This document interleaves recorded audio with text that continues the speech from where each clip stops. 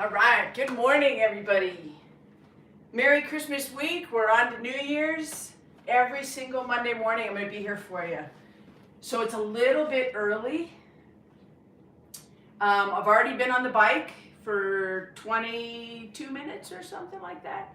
But I always think it's important, which is why it's on the premium group's schedule. It's always important to come in a little bit to Monday Mobility a little bit warm. So even if you can get up, I know it's early if you're on the West Coast, or some of you it's just early, but it's always important to just get up and go for a walk, go for an easy run, a shuffle before we do mobility. It's just the tissue's just a little bit happier, right?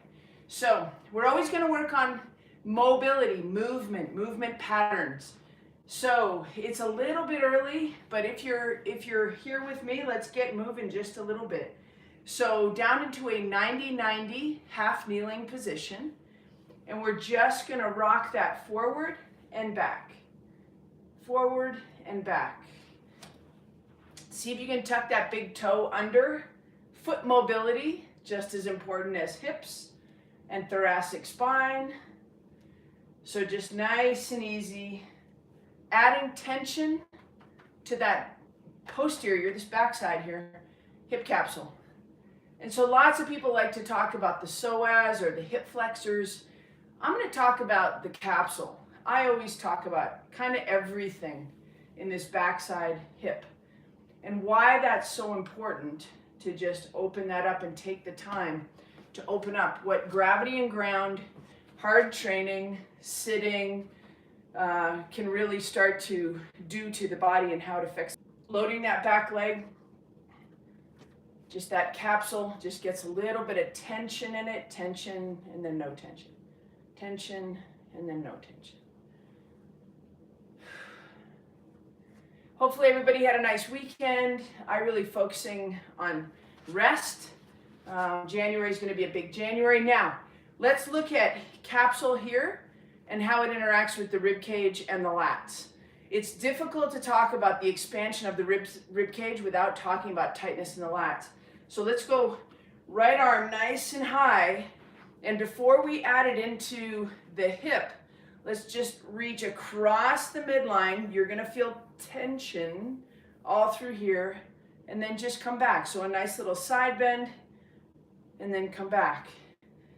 This stuff is relatively simple.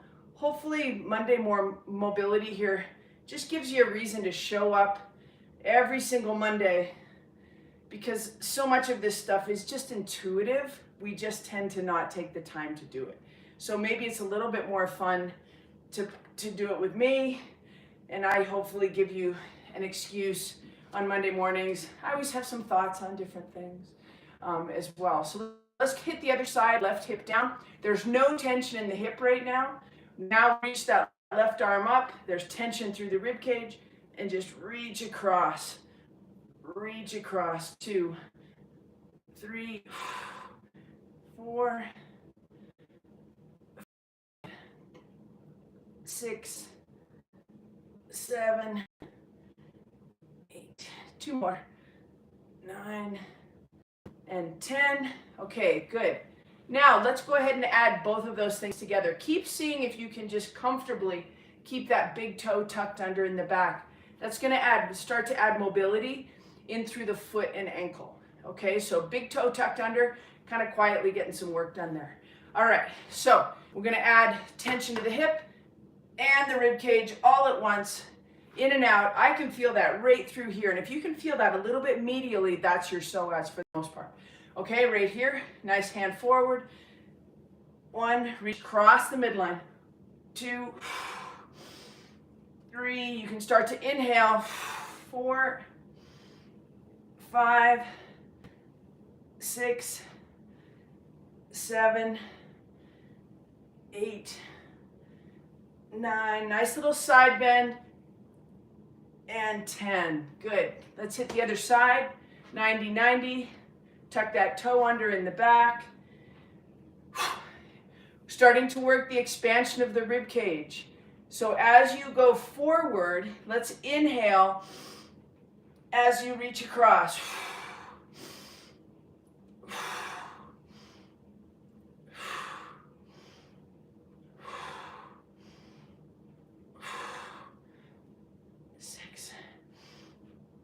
7, 8, 9, and 10.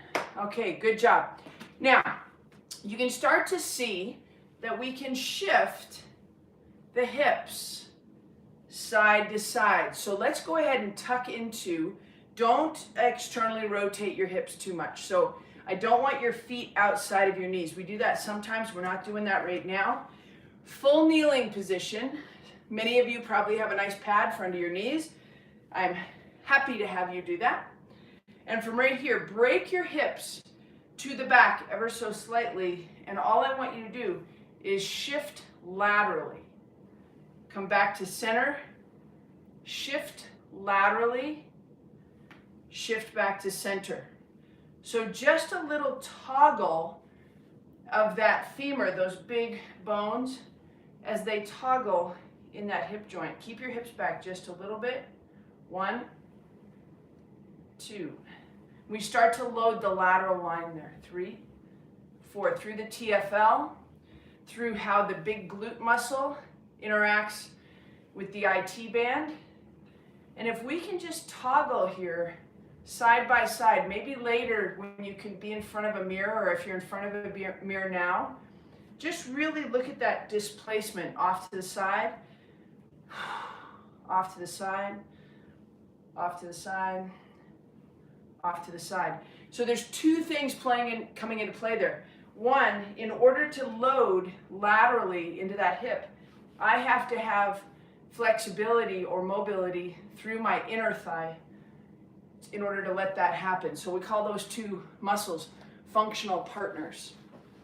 All right, let's go into that half kneeling, lateral half kneeling position.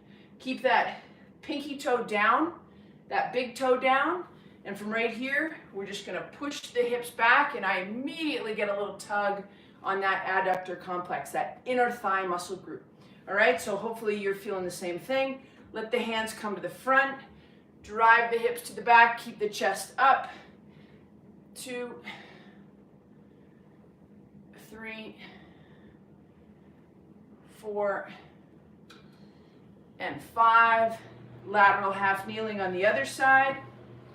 Again, the foot and ankle matter. Keep the pinky toe down, the big toe down. Drive the hips to the back, hands to the front. 1, 2, 3, 4, and 5. And good.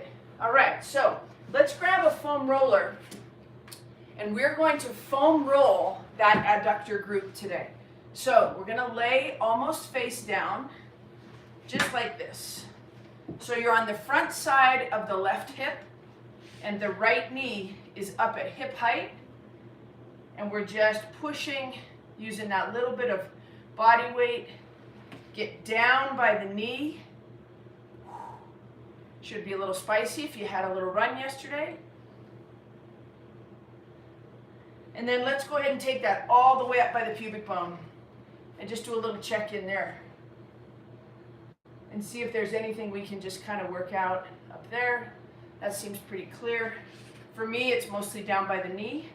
So I want everybody down by the knee there. That's where a lot of muscles come together. Sartorius comes in there with gracilis, comes in with a couple of other of the hamstrings.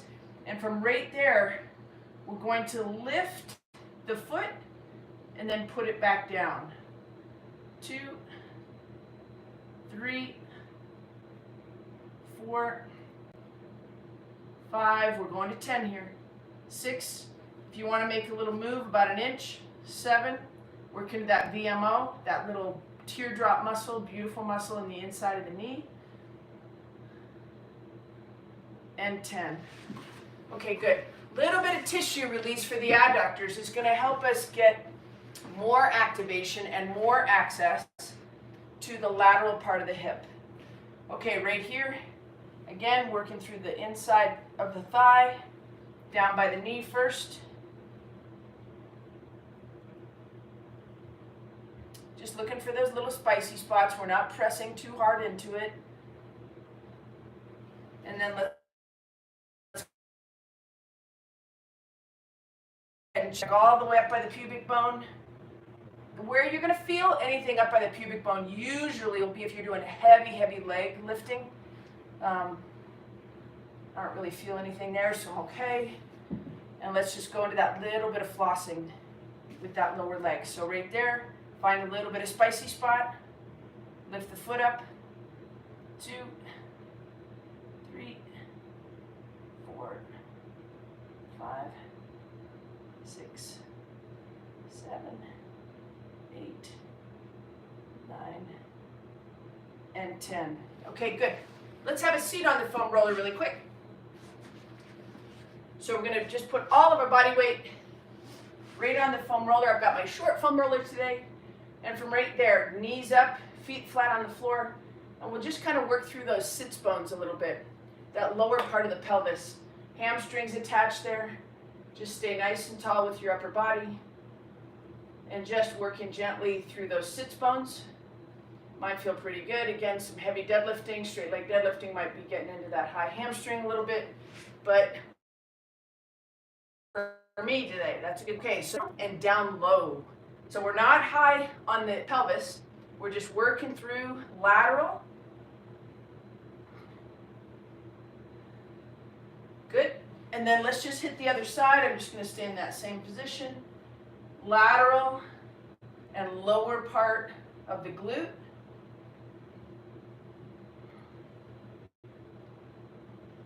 And just work through that.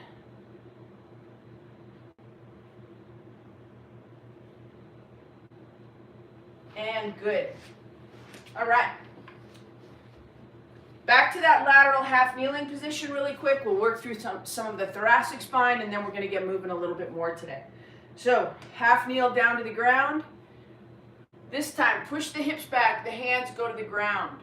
Walk the hands forward. Drop the chest low. And then just pull yourself right back out of it. Be gentle as you move back out of it. So push the hips to the back. Hands are on the ground, drop that chest low, drag those hands back, come back out of it. Hands are forward, hips are back. 3, 4, and 5. And as we go through that position, we start to get a little bit more action on the lats, right? Okay, let's change that side. Foot is flat, adductors starting to get warm. Drop hips back. 1, see if you can get that big toe tucked under on the right leg. 2, if that's the one underneath of you. 3, 4, and 5. All right, so we're going into the quadruped position, which is 2 knees and 2 hands. From this position, we're going to take the right hand and draw underneath, and then back up through a chest stretch. Hips back, reach under, 2, and back up. Push the hips back, and 3, push the hips back, and 4, and 5. Same thing other side. And hopefully you can see my back, my low back is pretty flat here. That's good. Usually I'm in that little bit of tilt. So if we can get the hip flexors open, we know it's much easier to get into that nice neutral pelvic position. Okay, back to all fours. Drop under, push the hips back, and then all the way up. 1,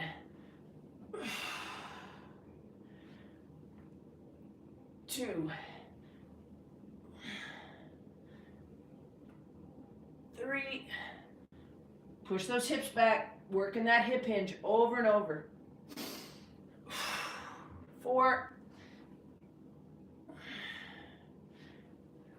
and 5. So you might have noticed that I held that underneath just a little bit longer. I started to feel this really nice tug between my lats and my low back. There's a huge bunch of fascia right here. And when the lats are tight, it can pull that into a too much tautness. And so that's where we might get a little bit of low back. Just feel a tug, moving your upper back. It translates into your pelvis. Don't rush it, but you might want to start playing with that a little bit more, right? Okay, so let's offset the knees by about 2 or 3 inches. Right leg in front of left. Palms are nice and even, directly under the shoulders. The chin back, chest up, head position is nice and strong. I'm going to tuck both toes under, and we're just going to rock back and forward. There's no sideways movement. There's no sideways shifting at all. We're just going back and front with offset knees, which is giving us a very subtle mobilization of that SI joint.